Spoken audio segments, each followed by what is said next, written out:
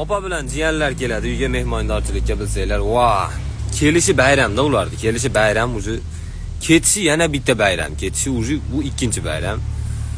Shu mana misol ertalabda jiyanlar bilan opaz uyda qolayotgan bo'ladi. Men ko'chaga chiqib kelaman. Hammasi kech payt kelasiz, opaz qog'im bunday o'qigan. Endi bilasizlar, opalar ish qilsa buni dunyo his qilish kerak. Opa nima bu nastroyeniyni ko'p olsiz? Uy yig'ishtirilganini ko'ryapsan, top-toza uy turibdi. Kimga rahmat deyish kerak. Men ketayotganimda ham toza edi-da uy. O'rtada bir palit olib, keyin opam yig'ishtirgani u meni aybim emas-da. Nimadir tashlasam, birovning mehnatini qadriga yetgan deb aytadi. Opa, menga o'zingizni birov deb tanishtirmayman. Men bilaman sizni asl yuzingizni. Ayam shunaqa deydi. Jiyanlaringga ko'chadan narsa ko'tarib kir deydi. Narsa ko'tarib kir. Men shunaqa yoshdaman, jiyanlarimga ko'chadan narsa ko'tarib kiraman. Yarim soatdan keyin o'zim teng yamini bo'lib olib yeb o'tirgan bo'laman. O'zimnikini birinchi olib jiyanimnikiga o'taman. Moniya bersam, yeb qo'yaman. Ayamga bermoqchi edim desa, ayam yemaydi. Yaxshiligida menikini yeb to'ygan, berav.